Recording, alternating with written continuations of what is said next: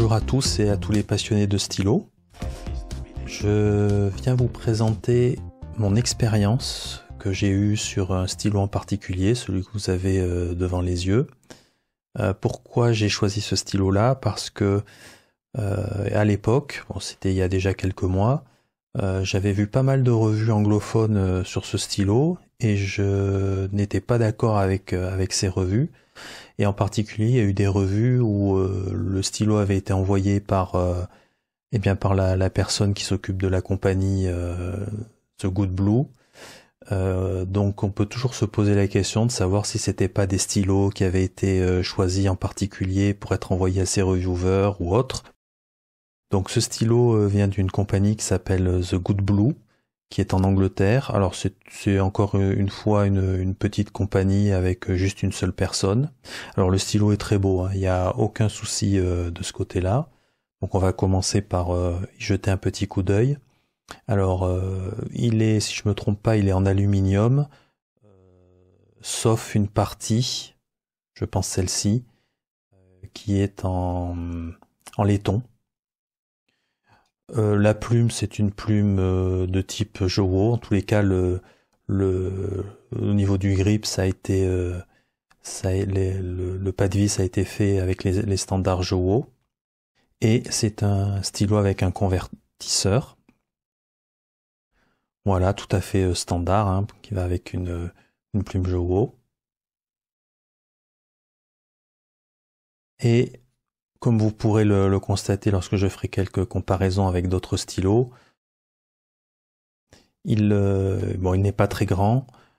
Donc moi je peux l'utiliser non posté, sauf que ici il y a un rebord. Donc c'est pas très agréable parce que ma zone de main ici, celle qui frotte beaucoup lorsqu'on écrit, est sur le rebord. Donc normalement c'est un stylo qui s'utilise avec le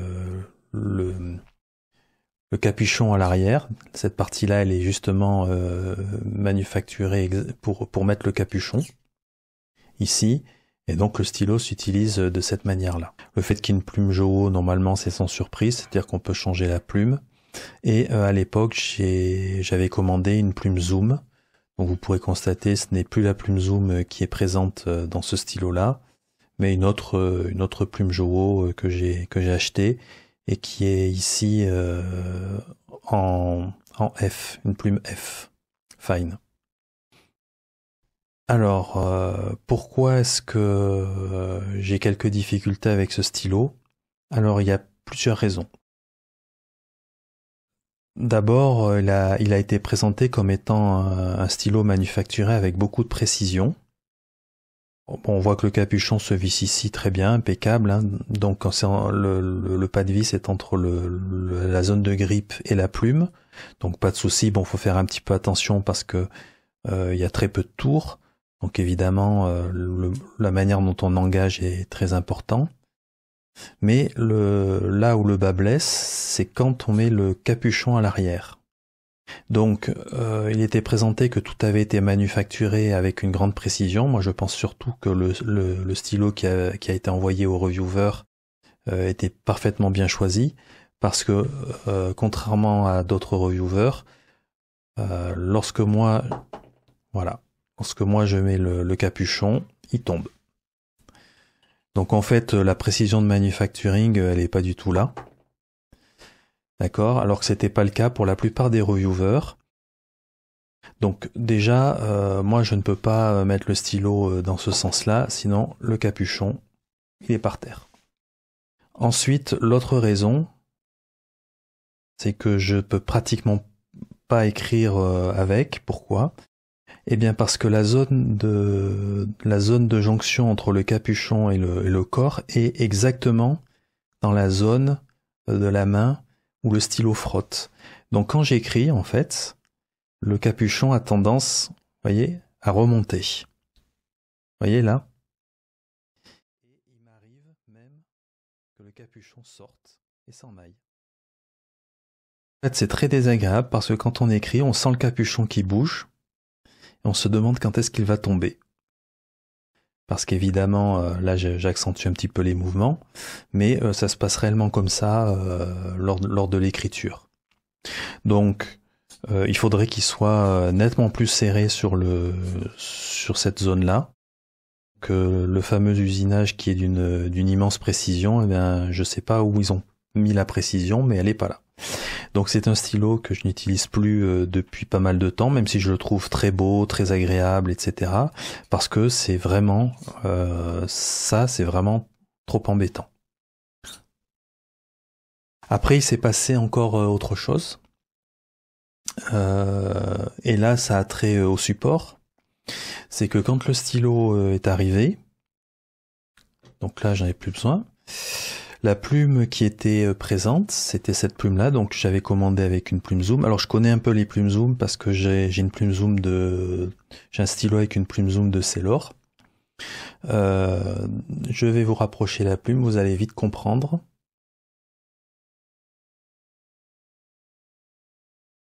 Et je vais essayer. Voilà, là je pense que vous voyez bien. Vous voyez ces traces là de rayures, ces trois grosses traces. Bah, la plume m'est arrivée comme ça, avec ces trois rayures bien visibles, hein, puisque quand j'écris, si je regarde la plume, je les vois parfaitement. Et lorsque je passe le doigt dessus, je sens les rayures. Donc j'ai pris contact avec la personne qui a créé cette compagnie. Et bon, je lui ai envoyé des photos, je lui ai reporté le problème. Donc il m'a dit que j'essaie de polir la plume. Bon, de toute façon, je savais que ça donnerait rien. Je l'ai un petit peu poli, mais je savais que ça donnerait rien parce que quand on sent comme ça aussi profondément les traces, un simple polissage, ça ne suffit pas. Et donc je lui ai... Alors il m'a proposé dans son mail de changer la plume si ça ne partait pas, et je lui ai dit ben ok pour changer la plume, tout en sachant que je suis prêt quand même à contribuer aux frais d'envoi si c'est nécessaire ou autre, parce que je savais que c'était une petite compagnie. Et il n'a plus jamais répondu à mes mails, donc je l'ai relancé au moins 3-4 fois pendant un mois, et puis j'ai fini par laisser tomber bien entendu. Et j'étais vraiment en point d'interrogation. Donc ce que j'ai fait, c'est que j'ai changé la plume zoom pour une plume standard Jouo. Bon, tout en sachant en plus que j'ai pas énormément apprécié la plume zoom parce que j'avais l'impression d'écrire au-dessus du papier. Alors je suis à peu près certain que c'est lui qui l'a grindé. Donc c'était correct hein, au niveau du grind, c'est-à-dire ça écrivait bien en médium et bien en bold suivant l'angle, mais j'avais cette impression je pense que la zone était très importante et j'avais l'impression d'écrire au-dessus du papier, ce qui était pas très agréable. Donc du coup je me suis dit bon je change la plume et je mets une Jouo. Ceci étant, ça m'a quand même mis en point d'interrogation quant au support, c'est-à-dire si on a un plus gros problème, il se passera quoi? Il répondra plus, etc. Et donc j'ai échangé avec d'autres personnes par hasard, c'est-à-dire que j'ai posté à un moment donné en disant la petite mésaventure qui m'était arrivée avec cette compagnie. Et tout de suite d'autres personnes ont posté, je crois que c'était 2 autres personnes ont posté pour dire qu'ils avaient eu exactement la même mésaventure. C'est-à-dire que à partir du moment où il fallait débourser un petit peu d'argent pour la compagnie pour modifier quelque chose parce qu'il y avait quelque chose qui n'était pas correct, eh bien c'était silence radio et la personne en face ne répondait plus. Alors après, ça n'enlève rien aux qualités du stylo. C'est un beau stylo, il est quand même bien usiné. Moi je l'aime beaucoup hein, d'un point de vue aspect. J'aime bien le capuchon comme ça qui se visse à ce niveau-là, mais voilà, ça me pose quelques soucis pour écrire. Alors tout le monde n'a pas la même taille de main que moi, donc du coup ce problème-là ne se produira peut-être pas pour d'autres personnes. Alors la pesée.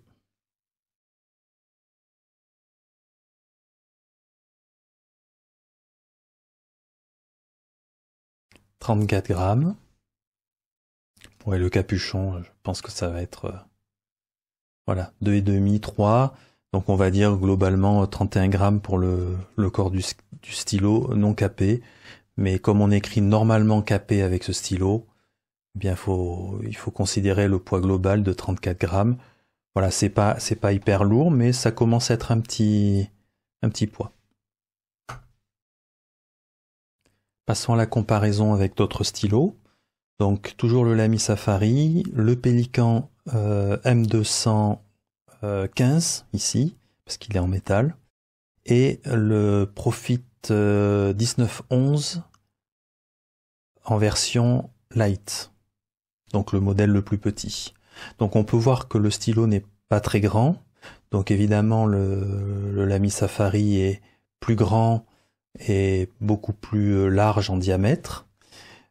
On a des tailles assez similaires avec le Pelikan M200 et c'est pas très éloigné non plus du Profit Light, qui reste quand même un tout petit peu plus grand.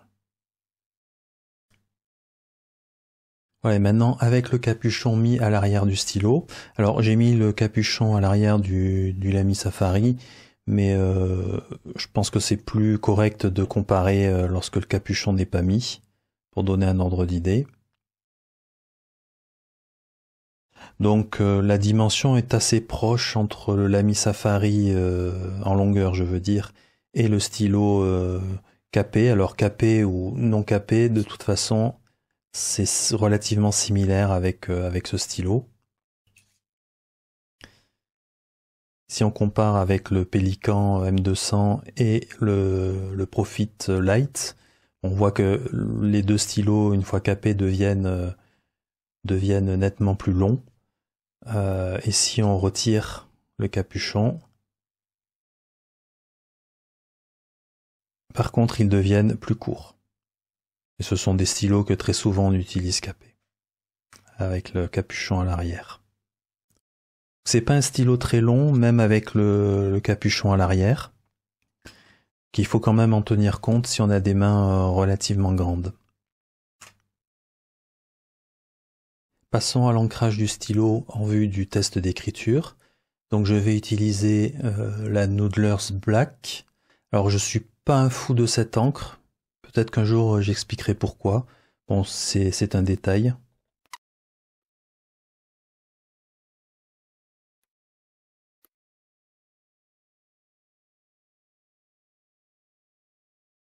Voilà, alors juste le petit inconvénient d'avoir le pas de vis à cet endroit-là entre la plume et le grip, c'est quand on encre avec un convertisseur. Après, ça oblige à quand même bien nettoyer au niveau du pas de vis, si on veut pas mettre de l'encre aussi après au niveau du pas de vis du capuchon. Avec le bon angle de vue, on peut voir ici le problème du capuchon qui monte, qui descend. Il y a aussi une très légère petite rotation droite-gauche. C'est très gênant. La seule manière de passer par-dessus ce problème-là, c'est de ramener les doigts à peu près au niveau du pas de vis, près de la plume.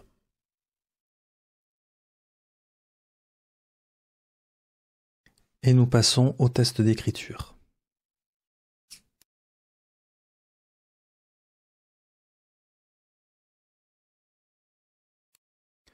Voilà, en quelques mots, c'est une plume Jowo Fine, hein, rien de spécial. Le stylo est plutôt confortable si je mets que le fait que le capuchon bouge sans arrêt dans mon cas.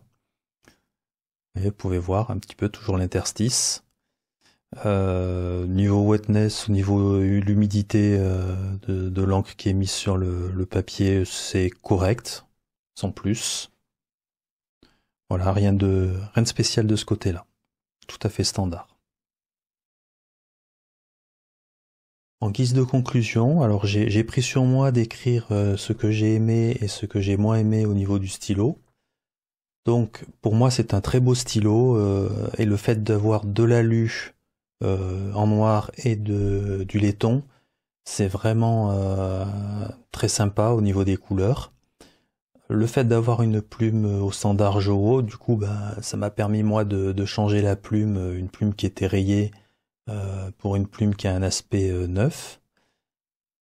Globalement, il est bien fait, il y a aucun souci, et en particulier, je trouve qu'il est assez bien au niveau du centre de gravité du stylo.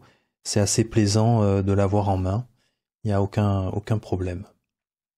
Au niveau de ce que je n'ai pas aimé, bien entendu, les scratchs de la plume quand le stylo est arrivé. C'est une des premières choses que j'ai vues quand je l'ai décapuchonné. Très désagréable. Du coup, j'ai pris contact avec le support et pour moi le support c'est très mauvais. Donc si jamais vous avez un problème avec le stylo, il risque de ne rien se passer en réalité au final. Et dans mon cas, certainement pour toutes les personnes qui auront la même taille de main, ces personnes-là auront le même problème, c'est-à-dire que quand le capuchon est posté à l'arrière, eh bien il y a la zone ici de la main frotte sur la jonction entre le corps du stylo et le capuchon, et ça a tendance à faire remonter le capuchon et c'est très désagréable. Et si on ne met pas le capuchon, du coup ça frotte sur la zone angulaire qui est ici, ce qui est aussi assez désagréable. Voilà, j'espère que cette revue vous a plu. À bientôt. I refuse to believe what you do not see.